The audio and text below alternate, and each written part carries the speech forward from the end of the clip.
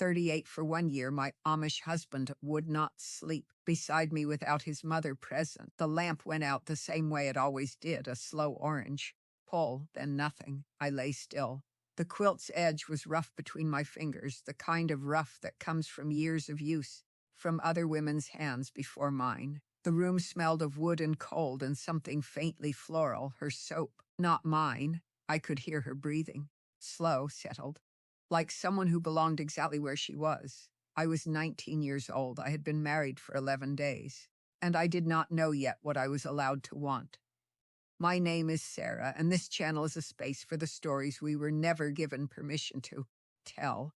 If something in this already feels familiar, if you've ever stayed quiet in a room that should have been yours, I'd love for you to subscribe and stay. Tell me in the comments, have you ever mistaken silence for peace? I didn't know what to call what I felt that first night. That's the truest thing I can say. I had been raised in a community where the inner life was something you offered upward. To God, to the church, to the family. Not something you sat with and examined on your own. Feelings that didn't have a sanctioned name were feelings you prayed through. Discomfort was pride.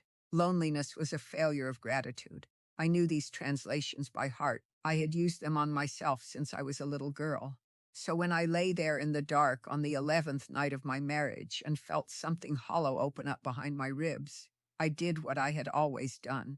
I folded it away. I told myself it would pass. The morning of my wedding had been one of the most beautiful days of my life. I want you to understand that. I need you to understand that, because nothing I tell you later will make sense if you don't hold both things at once. The beauty and the harm, the love and the loss, all of it true at the same time. That morning, the women of our community came before dawn. My mother's kitchen smelled of cinnamon and fresh bread.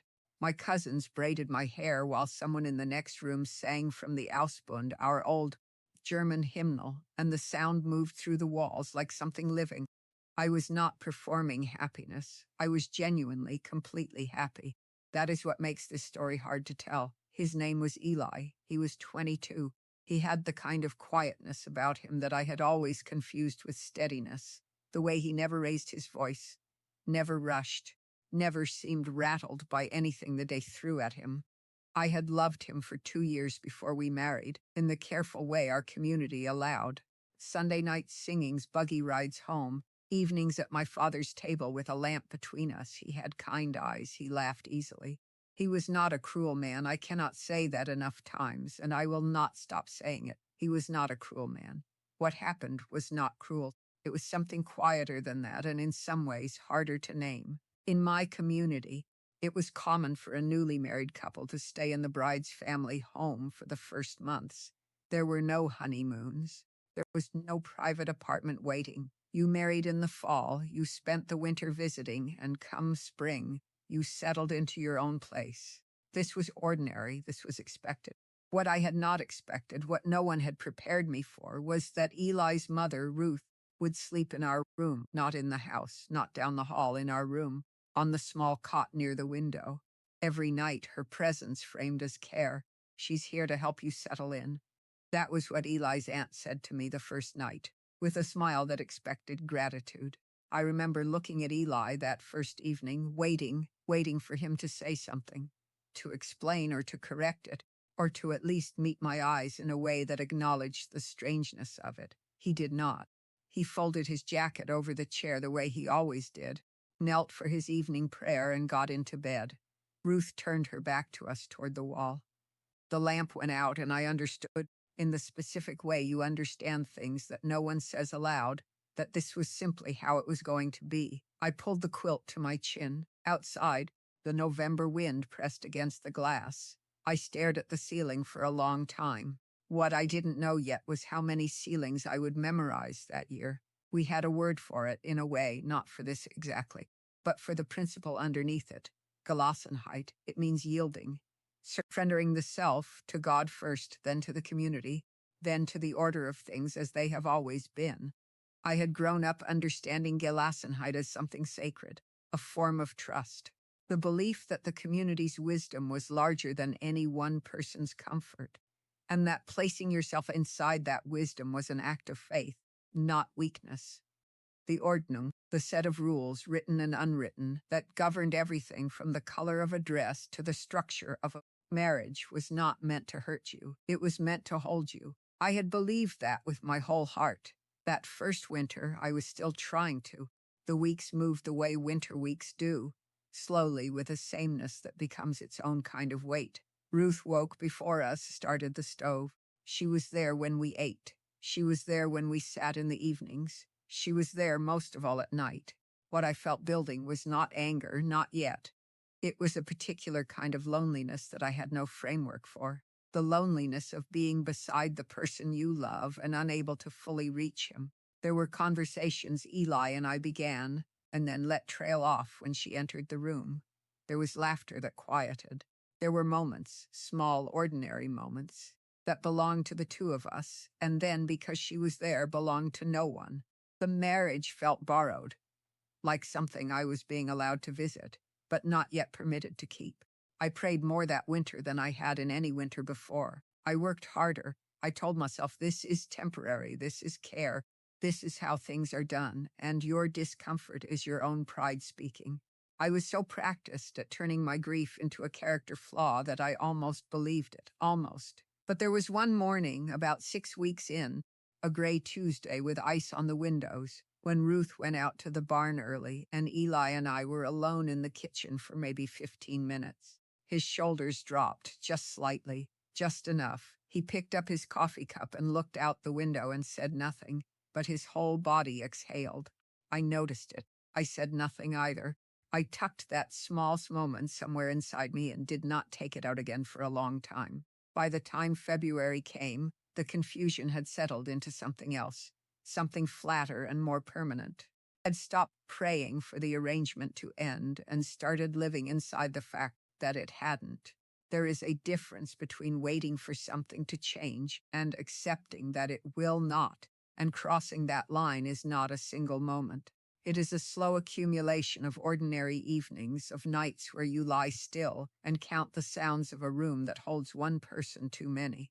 I was not broken. I was not angry. I was simply awake to something I had not been awake to before, that a marriage could be real and sanctioned, and surrounded by people who loved you, and still leave you profoundly alone. There was a woman in our community. I'll call her Miriam, though that was not her name. She had married 3 years before me. I had always thought of her marriage as a good one. Her husband was well regarded. Her home was orderly. She seemed settled in the way our community valued. But that winter, during a frolic at her sister's house, she told me something quietly, almost in passing, the way women in our world shared the things that mattered most, sideways briefly, while their hands were busy with something else. She told me that for the first 4 years of her marriage, every letter she wrote to her own mother had been read by her husband and handed to his mother before it was sent. Not secretly, openly, as though this was simply part of the order of things. I remember going still when she said it, not because it shocked me, and that was the thing that frightened me. It didn't shock me at all. I recognized the shape of it immediately. Different room, different method, same message. Your marriage is not a private space. It belongs to us. Miriam didn't say it with bitterness. She said it the way you describe weather, matter-of-factly, as something that had simply been the condition of her life for a season. And I sat with my hands in a bowl of dried beans and thought about how many women in that room had a version of the same story folded somewhere, inside them, never taken out, never named. If any of this is sitting with you right now, if you recognize the shape of it too, I'm glad you're here. Subscribe, stay. You're not alone in this. I want to stop here and tell you something true about my community because I owe it that honesty. The same people who built that silence around my marriage also built everything that was good in my life. That spring, when a family 2 farms over lost their barn to a fire, our entire district arrived before the ash was cold. I watched men I knew work from sunup to past dark, and women move through that ruined yard with food and children and quiet efficiency. And I genuinely felt, the beauty of it. A people who hold each other, a people who do not let you fall. Both things were true. The community that enclosed my marriage also carried me. I have never been able to separate those 2 things, and I have stopped trying. T was an evening in late March when Eli came closest to saying it. He had been out since before light, a long day of early plowing, and he sat down beside me on the porch steps after supper, while Ruth was still inside. The sky was that particular pale color it gets in early spring, not quite blue, not quite gray. He was quiet for a long time. Then he said, "I know this hasn't been," and stopped. He picked at a splinter on the porch step. He did not finish the sentence. He pulled it back somewhere inside himself, the way I had watched him pull things back all winter, and after a moment he stood up and went inside. I sat on those steps alone until the sky went dark. That unfinished sentence was the most significant thing he ever said to me about that year, because in it I finally had my answer. He knew. He had always known, not in the way of a man plotting something, in the way of a man who had been formed by a world that told him a good husband provides, protects, leads, and yields to his mother's wisdom all at once, without ever asking what his wife might be quietly losing in the space between those things. He had chosen peace, not maliciously, not coldly. He had chosen it the way you choose the path you have always been shown, without fully understanding that choosing it meant choosing it over something, over me, over us, over the private life that a marriage is supposed to hold. They moved us to our own home that April, a small house at the edge of his family's land, close enough to walk to, far enough to have its own door. Ruth did not come with us. The first night in that house, I made the bed myself and I turned the lamp down myself, and the room held only 2 people, and the silence was a different kind of silence entirely. I thought I would feel relief. I did feel relief, but underneath it was something unexpected, a grief I hadn't prepared for, because I understood by then that changing the room did not change what the room had shown me. I knew something about my marriage now, about the shape of it, about what my husband would and would not protect. A new house could not unknow that. Gelassenheit, yielding, is a beautiful word when it moves in both directions, when 2 people bend toward each other, toward God, toward something larger than themselves together. But when only one person yields, and the other simply receives what is surrendered without ever asking the cost. That is not faith. That is a structure wearing faith's clothing. I did not leave my community. I did not stop believing. What I did was quieter than that, and it has taken me years to find words for it. I decided that my own witness to my own life was real, even if no one around me had the language to confirm it.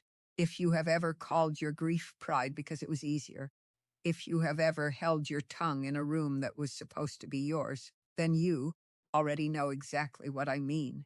The quilt is still rough at the edges, the window still lets in the same cold light, but the silence in that room finally belongs to me.